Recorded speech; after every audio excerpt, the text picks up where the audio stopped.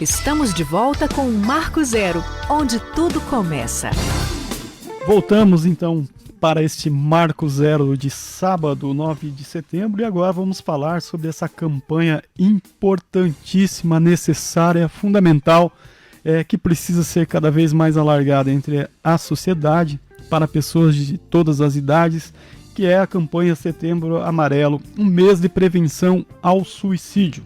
Nesse mês todo a gente tem uma série de ações no município de Foz do Iguaçu que envolvem diferentes setores destinados aí ao público jovem, ao público adulto, mas enfatizando aí esse segmento infanto-juvenil que tem uma percentual grande, conforme as pesquisas e levantamentos, de ideação suicida, isso em se tratando de números nacionais. A programação teve início no dia 1º de setembro e segue ao longo deste mês com rodas de conversas, apresentações culturais e outras tantas questões. A gente vai falar detalhadamente dessa programação, mas também vamos falar sobre esse assunto necessário que é a prevenção, a busca de ajuda e em casos aí de ideação de suicídio na nossa sociedade de pessoas em todas as idades, e a gente recebe para isso aqui ao vivo no programa o Antônio Batista Santa Júnior, ele que é diretor de saúde mental e residência multiprofissional aqui de Foz do Iguaçu e também preside o COMUD. O COMUD é o Conselho Municipal de Políticas sobre Drogas. Além disso, Antônio Batista é coordenador da Câmara Técnica da Rede de Atenção Psicossocial de Foz do Iguaçu, ou seja, o profissional indicado para tratar esse tema tecnicamente aqui ao vivo. Bom dia, Antônio, seja bem-vindo ao programa. A gente agradece muito a sua participação, o momento de realização, organização das ações aí que estão prestes a acontecer, e você encontrou um tempo aqui para abordar esse assunto conosco, por isso a gente reforça o nosso agradecimento da sua presença. Seja bem-vindo ao programa, bom dia. Bom dia, Paulo, bom dia quem está nos ouvindo aí. Também agradeço aí a possibilidade de a gente estar falando dessa campanha.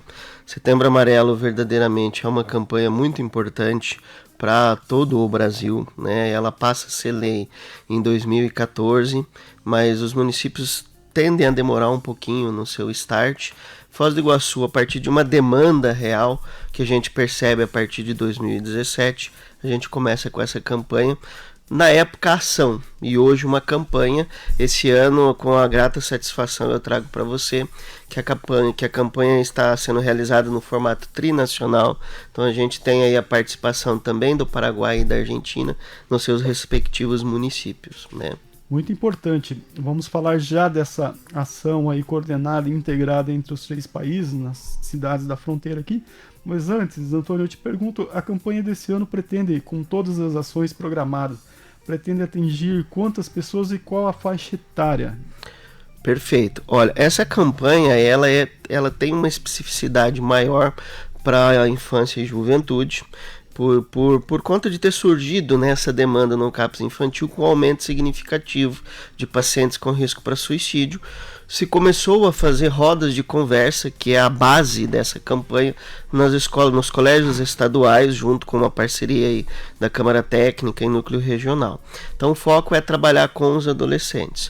Contudo, como existe uma grande demanda e todos, como tu disse, têm a questão do risco para suicídio, o ano passado essa campanha ganhou um peso maior. Estivemos, como pretendemos estar hoje também, nas Forças Armadas, Exército, Marinha, Aeronáutica, Polícia Militar, Guarda Municipal, Polícia Civil. Fazemos capacitações para os pedagogos para detecção precoce de sinais e sintomas. E a nível de adolescentes, a gente é ousado nessa campanha, a gente pretende atingir todos os colégios estaduais e todas as turmas do ensino médio. Hoje a gente já tem confirmado 157 rodas de conversa, faltam em torno de 90 turmas para serem contempladas, e toda a equipe envolvida nisso é basicamente voluntários de todos os setores, não só servidores, mas voluntários mesmos, profissionais que se engajaram nessa demanda e vão desenvolver essas rodas de conversa. A ideia é chegar a 2.500 alunos. O ano passado a gente chegou em torno de 1.500. Importante aí, né? Um contingente bastante expressivo. Você citou dessa integração Brasil, Paraguai e Argentina. Qual que é o simbolismo dessa ação integrada nesse ano da campanha, né? O que isso expressa para nós moradores, né, aqui da fronteira? O grande motivador disso, né, foi que nós somos cidades gêmeas, Paraguai, Argentina e Brasil. Aqui na nossa tríplice fronteira existe um trânsito muito grande de jovens e adultos, né? Nós, como eu vou chamar, não sei se é correto esse termo, mas turismo educacional de Foz do Brasil para o Paraguai, no sentido da busca pela medicina enquanto faculdade, e ao contrário também, enquanto outras demandas, uma circulação contínua de pessoas.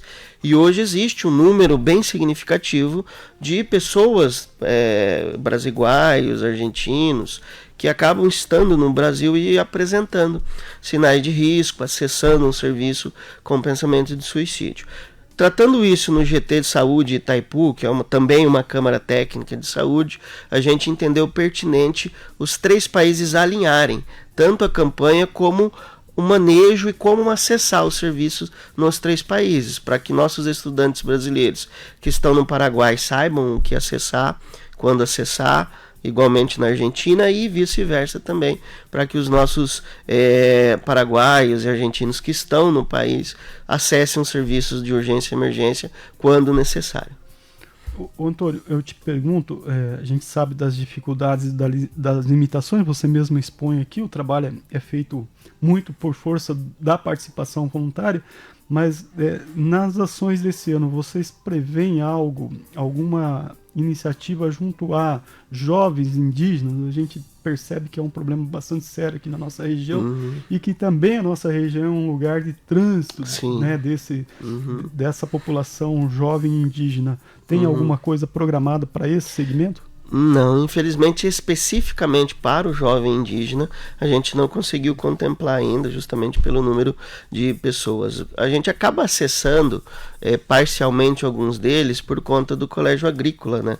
Não vou me lembrar de exatamente o nome do Colégio Agrícola, porque tem alguns matriculados lá e é um dos alvos da campanha também. Inclusive, se a gente analisar estatisticamente, o indígena tem um percentil de ideação suicida também elevado. Mas é meta para o contínuo dessa campanha ao longo do ano e também no ano seguinte. Legal. Você citou essa conjugação de esforços trinacionais, e isso contempla um ato, né, trinacional, organizada aí conjuntamente pelos 3 países. Quem está nessa organização? Quais são as atividades previstas? O que vai ser realizado aí neste domingo? Perfeito. Eu estou à frente de toda a organização, e esse domingo cada país elegeu um dia para abertura no seu país. Ontem eu estive lá no Paraguai, foi abertura no Paraguai. Dia 13 é uma abertura na Argentina, vou me fazer o possível para estar presente também. Dia 1º é nossa. Mas amanhã, dia 10, é o dia elencado como o Dia Mundial de Prevenção ao Suicídio, e a gente escolheu essa data para fazer uma ação trinacional que tenha peso, né, para trazer a população, e essa ação vai acontecer simultaneamente nos 3 marcos, com cada marco com a sua população, e a ideia é fazer uma ação de população mesmo, falar rapidamente sobre o tema, discutir alguns pontos importantes como sinais de alerta, fatores de risco, família, né? Fazer uma simbologia realmente. Então ela vai acontecer amanhã, das 9 às 10h30, para nós aqui no Brasil, no Marco das 3 Fronteiras. Não precisa de inscrição, vai estar aberto. A gente tem a expectativa aí de pelo menos umas 150 pessoas, e todos os ouvintes ou quem está nos assistindo pela internet ficam convidados aí com a família, para a gente discutir um pouquinho desse tema que é muito importante. Legal. Então amanhã, domingo, a partir das 9 horas, no Marco das 3 Fronteiras. Exato. Todos convidados. Ô Antônio, o Centro de Atenção Psicossocial Infanto-Juvenil nos traz dados aí que em 2017 foram notificados e atendidos pelo equipamento de saúde aqui de Foz do Iguaçu 34 crianças e adolescentes em risco de suicídio. Esse número passou para 270, deu um salto em 2021. É um aumento aí que equivale a quase 800%. O que explica esse aumento tão expressivo assim? Você tem números mais atualizados aí depois de 2021, Sim, pode compartilhar aqui conosco? Perfeito, com certeza, né? Um dos grandes motivadores foi esse catapultar do número de atendidos no CAPS Infanto Juvenil, uma preocupação constante. De cada 5 jovens acolhidos que são novos no equipamento, ao menos 3 são pacientes com transtorno de humor, ansiedade, depressão e muitos com risco para suicídio. E hoje, dados do ano passado, dezembro de 2022, a gente chegou a 305 adolescentes em tratamento com risco para suicídio dos mais graves, tirando ainda aqueles que estão só em episódios depressivos com risco menor. Então essa é uma preocupação constante, né? E isso envolve inúmeras variáveis, né? Se a gente pegar a adolescência hoje, a nossa juventude, de certa forma, ela é um pouco mais vulnerável à questão dos transtornos mentais. A nossa sociedade vive um momento de adoecimento social e muito disso acaba corroborando com essa falta de manejo com os conflitos interpessoais, essa dificuldade de lidar com frustrações, ou mesmo essa falta de limite, que são 3 características muito comuns no jovem de hoje. E isso projeta eles para muitos comportamentos de risco, seja a questão do uso de droga, que de certa forma é um comportamento autodestrutivo também, uma fuga de determinados sofrimentos, seja o pensamento suicida. E em ambos os casos se envolve justamente alguns fatores como dificuldade de lidar com os conflitos, dificuldade de comunicação entre a família, falta de uma rede de apoio, e muitas vezes o jovem, como um adulto mesmo, né, ele tem dificuldade de falar de seus sentimentos. E não conseguindo lidar com os seus sentimentos, muitas vezes o ser humano sempre vai fugir do sofrimento. E quanto maior a capacidade que a gente adquire ao longo da vida de enfrentar, mais assertiva é a nossa resposta. E o jovem precisa de caminhos para enfrentar isso, né? Então hoje nos assusta, né, o passo ao alavancar desses sofrimentos. Talvez tenhamos a variável pandemia também. Hoje eu afirmo para você, com dados do ano passado, 70% dos nossos jovens declararam: estamos ansiosos. Mais de 50% deles declararam: estou fazendo uso de álcool. E mais de 45% deles declararam: uso álcool e mais alguma droga. E os 21%, a média hoje, né, de todos os anos que a gente faz essa campanha, que declararam: estamos pensando em suicídio. Mostra o quão adoecida está a nossa juventude, quão adoecida está a nossa sociedade, e mostra a necessidade dessa campanha. Que Setembro Amarelo é um marco, ele tem que acontecer para ter esta visibilidade, né? Mas essas ações precisam acontecer ao longo de todo o ano. Por isso a importância da participação dos familiares, dos profissionais, da equipe de ensino dos colégios, que vão literalmente reconhecer sinal de alerta e poder buscar ajuda. Muito bem, quando você fala boa parte desses jovens atendidos aí mostrou a preocupação com a pandemia, essa preocupação deve ser aqui, não era o público mais vulnerável em casos de mortandade, essas coisas. Vocês conseguiram tecnicamente captar qual que era esse sentimento de angústia desses jovens, especificamente em relação à pandemia? Perfeito, né? Apesar de fisiologicamente, biologicamente não ser o público vulnerável, psicologicamente foi o mais. Porque um dos grandes veículos ou momentos de proteção do jovem, que pode até ser uma faca de 2 gumes, explico o porquê daqui a pouco, é a própria escola. Então o jovem tem uma vinculação social muito grande com a escola. Algumas vezes a própria escola é um fator de sofrimento, são uma variável a ser considerada. Mas para a grande maioria, a escola é o momento que eles integram-se com outros seres humanos. E isso foi furtado deles ao longo da pandemia por uma necessidade protetiva de disseminação do vírus, e eles acabaram tendo ensino remoto. E agora no retorno foi muito evidente a angústia e principalmente os episódios de ansiedade decorrentes do retorno para a sala de aula. Então a ansiedade, claro, também é um fator de risco para pensamento suicida, e aí ela acabou eclodindo agora no retorno deles para a aula.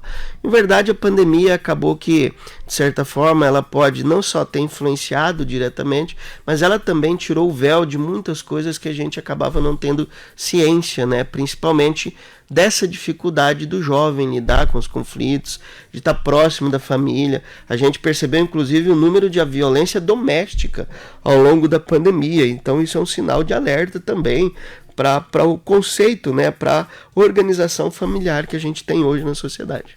Você tocou a escola é um elemento central na vida do adolescente e do jovem, né, como você bem citou, e os indicadores aí também apontam que 21% dos alunos da rede estadual de ensino já pensaram em suicídio. Como é que identificar casos e oferecer apoio a esses jovens em sofrimentos dentro da escola, em sala de aula, né? Qual que é o papel dos educadores nesse processo, da equipe pedagógica, enfim, como observar esse comportamento dentro da escola? Perfeito, Paulo, essa é a principal pergunta que está relacionada ao nosso tema, falar é a melhor solução. Até porque por muito tempo, né, a ideia de se falar do suicídio veio acompanhada do medo disso provocar uma onda maior, né? Em verdade, quando você é displicente, negligente, vai falar, como a gente vê alguns programas televisivos que focam no meio, que difundem a carta de despedida, isso realmente tem um efeito negativo terrível e pode criar onda. Mas no sentido de falar, para que o adolescente, primeiro, perceba que ele não está sozinho, que ele tem mais pessoas que estão próximas a ele e que ele comece a conhecer os sentimentos que estão afligindo e conhecer os mecanismos de busca. Então a ideia de se trabalhar nessas ações, principalmente na roda, é trabalhar justamente o quê? Os sentimentos que levam ao sofrimento do jovem ali, fatores de risco, né, como por exemplo baixa estima, uso de drogas, né, falta de contato social, próprio bullying na escola. Ainda é um fator importante esse componente do bullying na escola? Certamente, é um dos principais. Muitos jovens, não tenho agora um percentil disso, ao longo das rodas de conversa verbalizam isso, né? E o bullying realmente traz um sofrimento imenso, né? A gente vê até esses atos tristes que acontecem nas escolas, boa parte deles estão atrelados a bullying sofrido, né?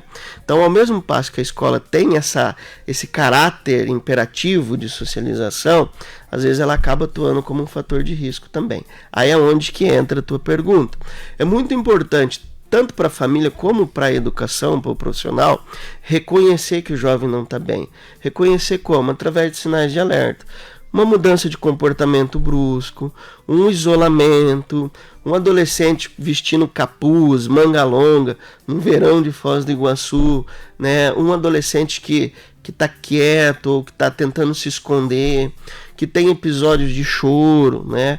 Para um jovem de mais idade, que tem ali uma redução da libido, uma agressividade ou irritabilidade intensa, são sinais de alerta que esse jovem não está bem. Os dois últimos sinais são verdadeiramente a automutilação, que é se machucar de propósito, que muitas vezes passa despercebida até pelos familiares, e as menções de suicídio. Começa a fazer postagens de caráter sombrio, desenhos em atividades escolares que mencionam algum tipo de autoflagelo ou mesmo de pensamento suicida. E aí o profissional, tanto profissional quanto família, isso também é importante para a família, tem que estar atento para essas mudanças, porque a partir desse momento, percebendo isso, a melhor maneira de evitar é sentar e ouvir esse jovem.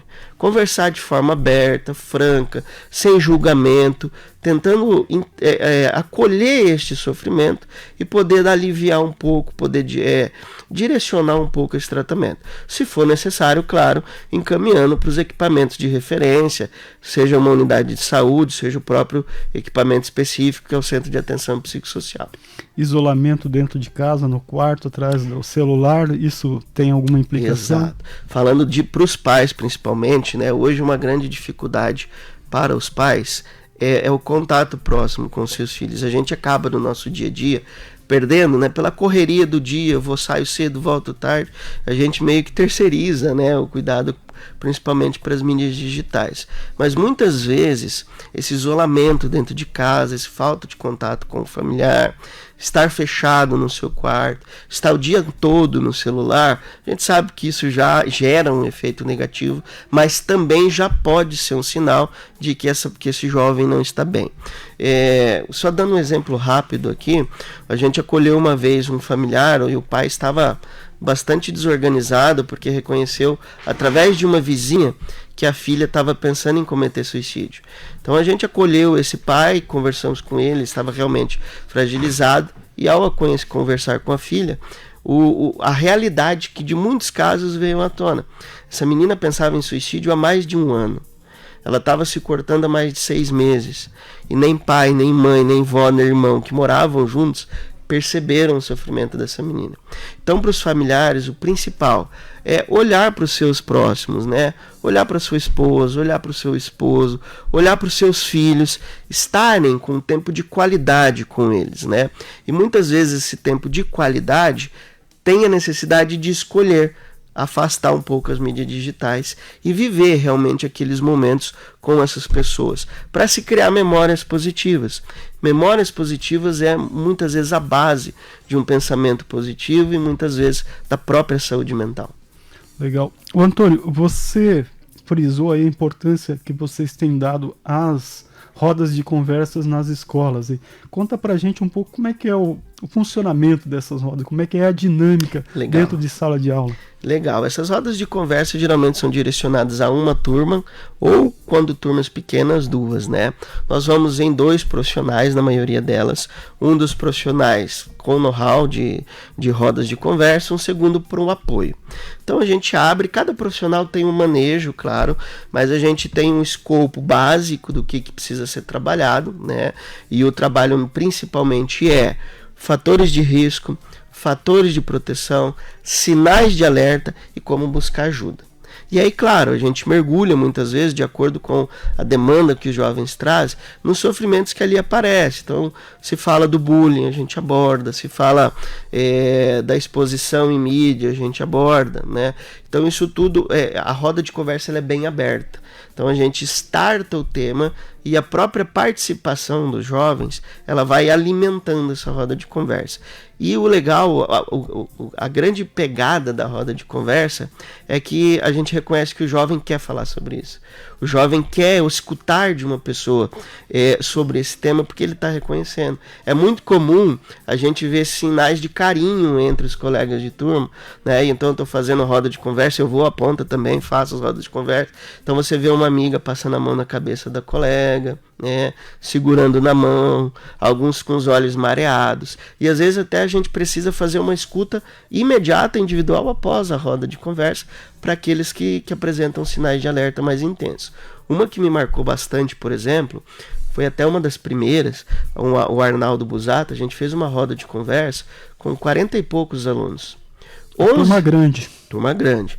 11 alunos queriam falar comigo e com a psicóloga que me acompanhava, que era do núcleo, inclusive, após a roda de conversa. Desses 11, eu precisei encaminhar 8 para o CAPS. Nossa. E olha que interessante. Dos 8, 6 foram, e um dos familiares que foram, a mãe ainda se mostrou reativa ao colégio ter tocado no assunto, né?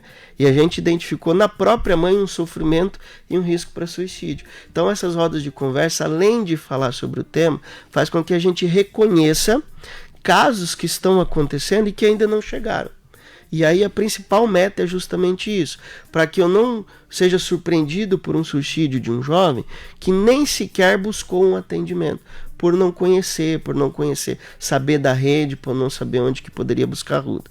Então a roda é bem dinâmica, né? Cada profissional tem sua pegada. Não é aula. Não é aula. A gente geralmente faz uma roda mesmo, né? Alguns colégios acabam ficando perfilados, principalmente os cívico-militares. Mas a ideia é a participação ativa dos estudantes, que eles participem da conversa. Muito bem. E aí tem esse atendimento posterior aí nos casos identificados, com toda a garantia aí de anonimato, né? O sigilo, todos esses cuidados técnicos aí que vocês têm, né? As pessoas não precisam temer, né, seus casos serem expostos por aí, porque isso é muito seguro, muito profissional. Com certeza. E a partir da própria campanha, né, o Centro de Atenção Psicossocial, que é a referência, ele hoje é muito próximo do Núcleo Regional de Educação. Então a gente dissemina muito, e esses canais são importantes para isso, que para um pensamento suicida, se detectou um jovem, seu filho, seu irmão que está pensando nisso, ou está com esses sinais, é porta aberta, você pode buscar desde a unidade de saúde até o próprio CAPS infantil. E é bem comum a gente perceber, comum e contínuo, que a partir da campanha a gente tem um aumento da procura, que é justamente um dos pontos que a gente acredita no potencial da campanha. Então eu sigo numa média de 5 acolhimentos por dia. Quando chega setembro, outubro e novembro, isso vai para 7, 8, e boa parte deles são alunos que participaram da roda de conversa e que foram no CAPS. E é muito legal ver a participação, porque alguns deles não vão com a família ainda. Vão com um colega de classe que, ao escutar a roda, ao participar da roda, se motivou a ajudar aquele amigo que não está bem.